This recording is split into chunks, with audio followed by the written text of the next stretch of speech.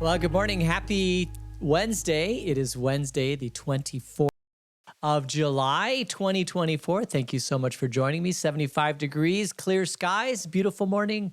And if you haven't had a chance to get out and look at it, it's beautiful. The moon is high up in the sky, and at least in the morning it is, because the full moon was Sunday night. So it's still out there and looking pretty good. Very, very beautiful morning. A little bit crisper this morning than it was yesterday. So that's nice. And we have plums on our plum tree, and they're just starting to get ready to start turning red. We've never had this many plums on the plum tree. Normally we get rats and ground squirrels that take the plums. So we've kind of trapped all of them and gotten rid of them. So we're getting a little bit more plums than we normally do. We have peaches on the peach tree, and we had apples on the apple tree, but we took them all off because we didn't think they'd survive much longer. We had a great crop this year, just really, really nice. And the grapevines look phenomenal. So we've not had a lot of success with getting grapes, but we also use the grapevines to feed the turtles at the school. So, but this year we have and one of my grapevines ended up at the school. I don't know how that happened.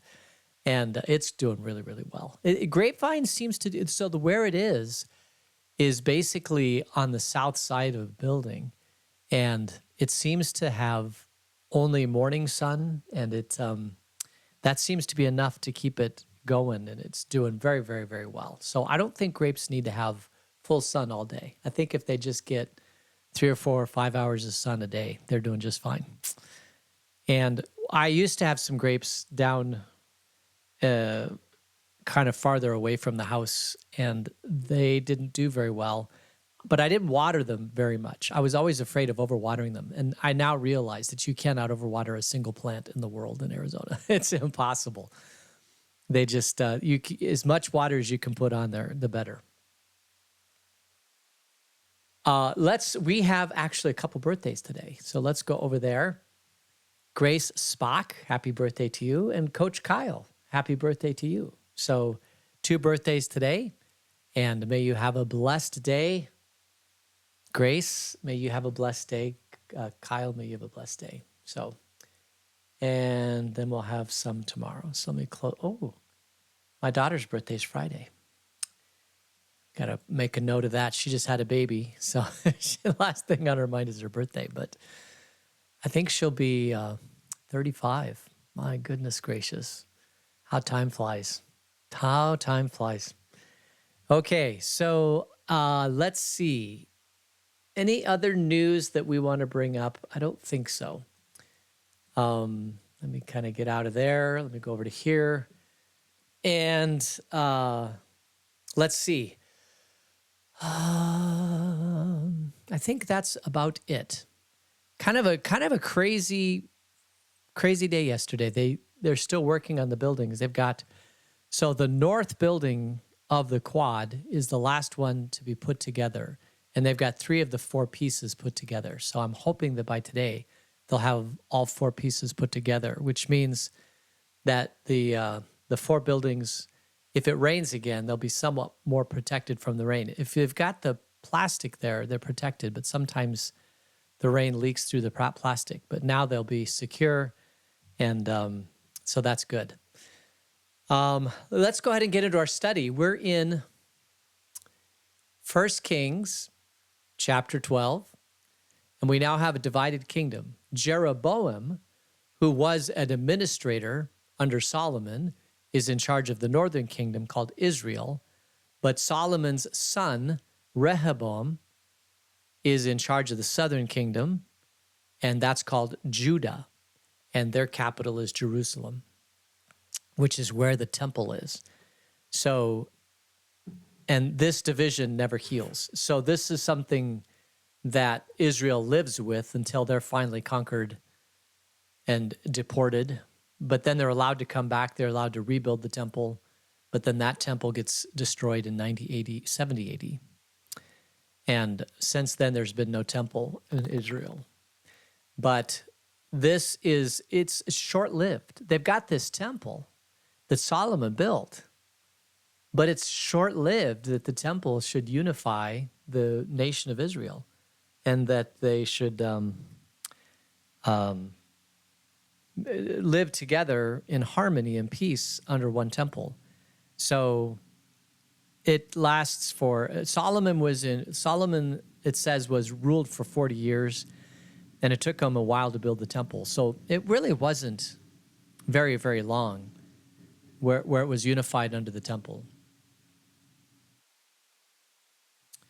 So they just seem to be, there was an opportunity for Jeroboam to go after, or for Rehoboam to go after Jeroboam to try to unite him again. But the word of the Lord came to Rehoboam and said, no, just leave it alone, stay divided. So now they're divided.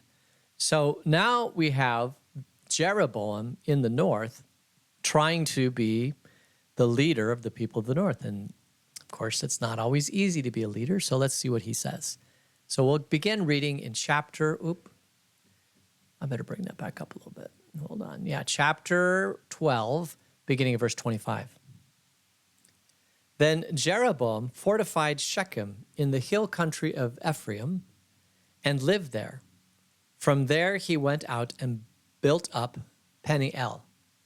And Peniel, I might add, is Hebrew. Pene is the face, or in front of, El is God. So he went up and built up this town called the face of God, Peniel. And Jeroboam thought to himself, the kingdom will now likely revert to the house of David.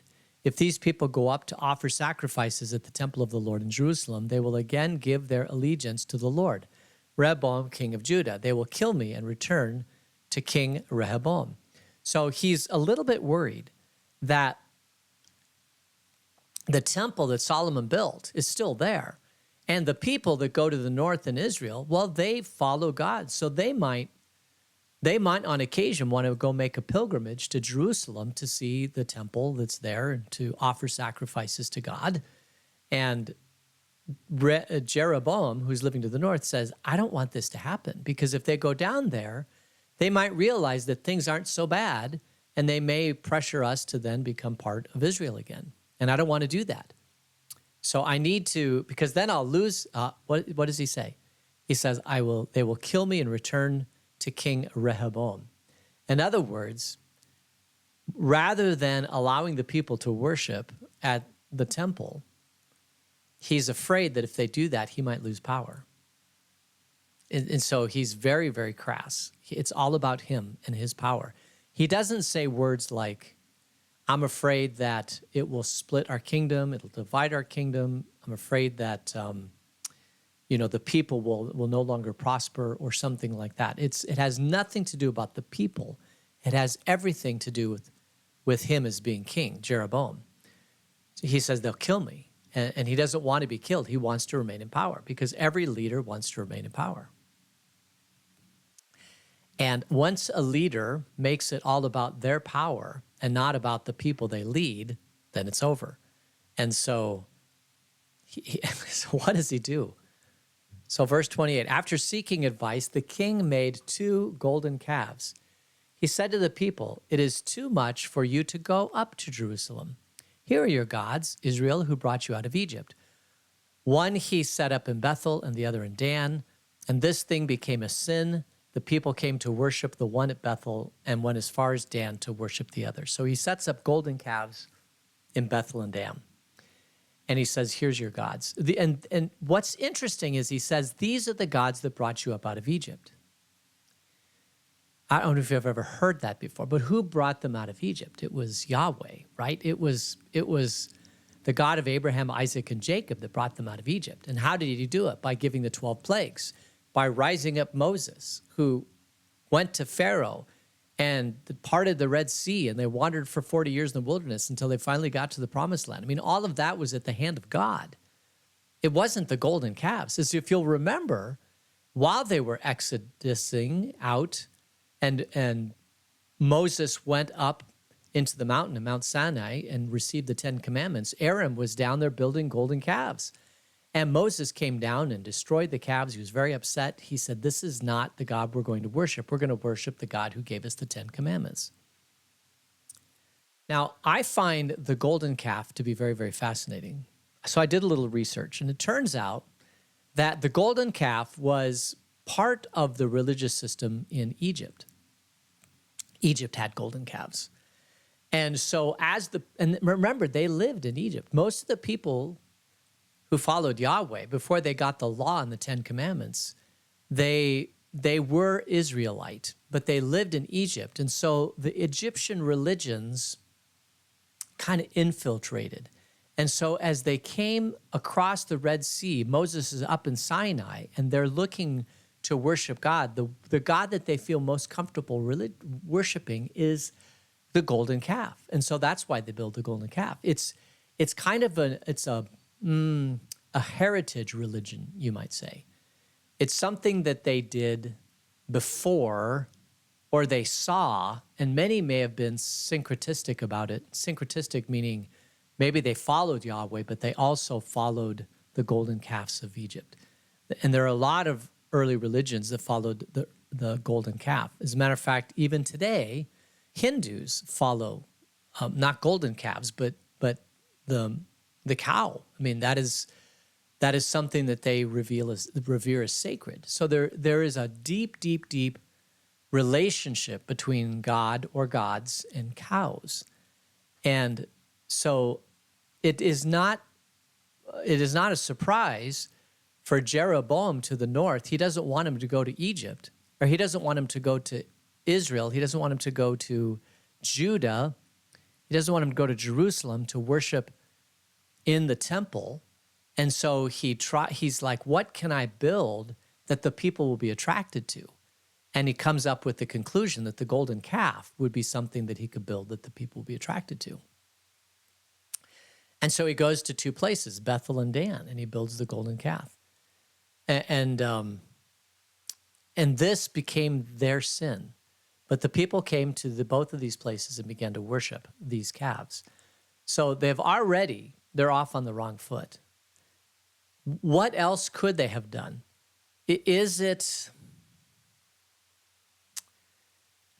What is unique about the temple in Jerusalem? Well, first of all, it was built under the United Kingdom, under Solomon, A. B, it has the contents of the Ark of the Covenant are there. Remember, the Ark of the Covenant is the historical presence of God in their community. So all that stuff now sits in the temple. So that makes the temple even have more gravitas.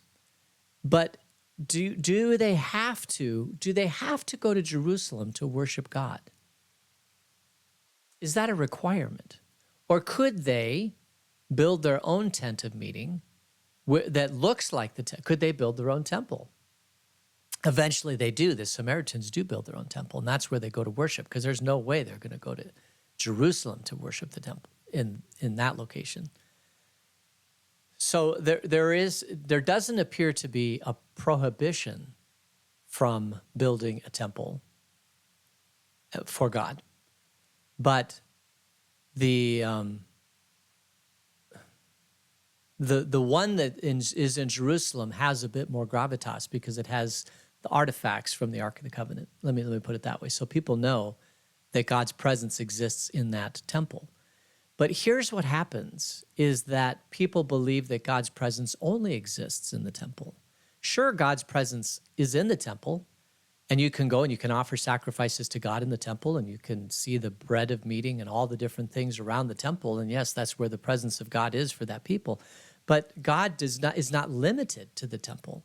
But what happens over time is that since so many people go to the temple to worship God there, they think that the only place that God exists is in the temple. And that certainly is not true. We still have God talking through prophets. We have God talking through all sorts of things, even after the temple is built. So remember Isaiah, who's in the or Elijah, who sees it's not in the wind, or it's not in the earthquake, it's not in the fire, but it's in the wind. I mean, God's still small voice exists outside of the temple. So I think one of the problems with having a temple, now I'm not saying you can't have a temple, but one of the side effects of having a temple is that people think they can only meet God at the temple. And God is not limited to a temple at all. And Jesus, obviously, when he comes, he says, each one of you is a temple. God exists in each one of you. You don't have to have a temple. And after he was crucified and died, the curtain of the temple was torn in two, which signified to the people that you don't have to go to the temple to worship God. But you can't worship golden calves. I mean, that's like the antithesis of what's in the temple. That's what Aaron built because it was comfortable, but it's what Moses destroyed. If you want to worship God, you have to worship God. It's not golden calves at all. And please don't build golden calves. I think about, what are the golden calves that we have in our life? Like, what are the things that we have in our life that take the place of God that we worship? Power, status, wealth. What are the things that we think are going to protect us? I don't want to.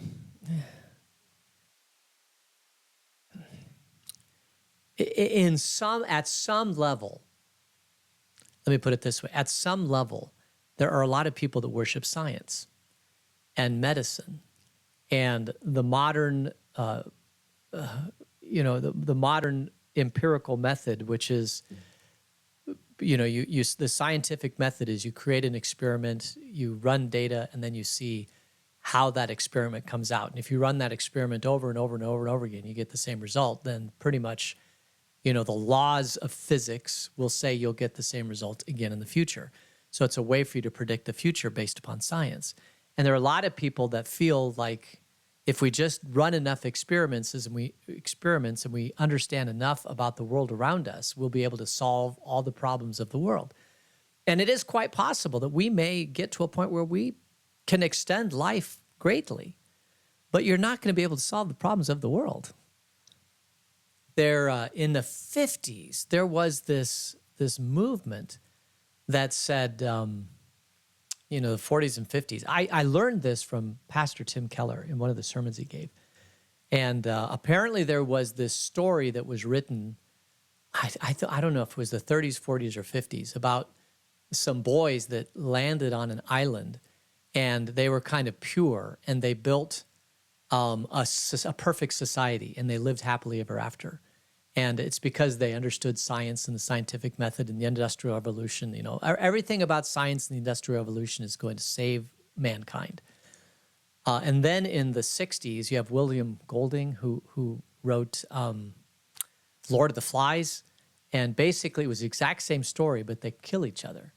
And the whole purpose of that story was to fight against the previous story, which is that even if you have all the math and science in the world, mankind just has this proclivity to destroy each other. So it became patently obvious that all the science and all the math and all the experimentation that you can do in the world may solve some problems, but it doesn't solve the root problem of mankind, which is sin, which is that we're all more interested in we're all selfish, basically. We're all selfish. And some of us are a lot more selfish than others. And that selfishness, that original sin, that man curved in on himself, as Luther would say, curvatus in se, hominem curvatus in se, man curved in on himself, is the root cause of sin. And that will never go away. The only way that goes away is to have Jesus come and redeem you, to bring you into the kingdom of God, and to be so overwhelmed with being in the kingdom that you don't make it about yourself. It's about, what can I do to be the hands and feet of God? And in so doing, living the most full life that you can possibly live in this world. And I do feel sorry for people who have this fear of missing out, and what they're afraid of missing out on is doing all the things that you can do in this world, right? Going to all the places and having all the money and driving all the nicest cars and all these things. And fear of missing out on like the best life. But my fear is that they're missing out on the better life. than that, which is to be in the kingdom of God, to have God fill you. I feel personally, this is just me personally, I feel like I'm living my best life ever. And it's because of Jesus living in my life and giving me the opportunity to be redeemed by him and to be so overwhelmed with his love that I just want to be his hands and feet and share his love with the world around me. And I get a great deal of satisfaction and fulfillment from that, even when it's difficult. And I feel sorry for people who don't understand that feel like that would be a really crazy thing to do. Because I look at it, it's just like all that other stuff seems crazy to me. So I don't know. Anyway, so the long story short is that people have a natural tendency to go away from what God tells you to do isn't necessarily natural. And so people tend to revert to the religions that maybe have historic significance in their life. And the golden calves have a historic significance. And so that's why Jeroboam of Israel to the north builds golden calves, because he knows immediately that it'll be very, very alluring to the people of Israel, the kingdom to the north, to follow the golden calves. It's a very natural thing to do. And it's almost like the sexual religions of the ancient Near East that were also very natural because they fulfilled a temporary, pleasure. And that, of course, just comes naturally to a lot of people. But it's a false religion. And these calves are a false religion. Okay, let's go on. Verse 31, Jeroboam built shrines on high places and appointed priests from all sorts of people, even though they were not Levites. No, naughty, naughty. He instituted a festival on the 15th day of the 8th month, like the festival held in Judah, and he offered sacrifices on the altar. This he did in Bethel, sacrificing to the calves that he had made. And at Bethel, he also installed priests at the high place he had made. On the 15th day of the 8th month, a month of his own choosing, he offered sacrifices on the altar he had built at Bethel. So he instituted the festival for the Israelites and went up to the altar to make offerings. So basically, Jeroboam is creating his own kind of mini religion to compete with the one true religion that's in Jerusalem. And he would have been free to build a temple, to build a place, as long as it was to Yahweh. But it isn't. This is the old religion of the Egyptians and probably others in the ancient Near East that the people know about, and so it's comfortable, and so he institutes this whole brand new religion and starts living under a brand new religion. This will not go well for him. This is a violation to God. And so it is not, it's not going to go well. So I was seeing some stuff over, yeah, Grace is now 15, beautiful morning. Yeah, I always thought that saying holy cow was odd. I think holy cow, because the cows aren't holy. But I wonder if that comes from maybe the ancient Near East religions that have the golden calves. I have no idea. Anyway, so we'll have to see how this goes.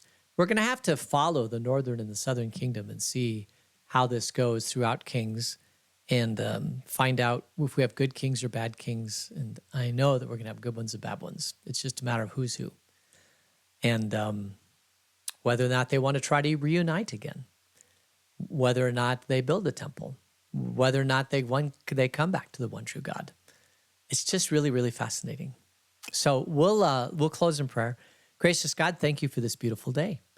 And until we meet again, keep us in your ever-loving grace. In Jesus' name, amen.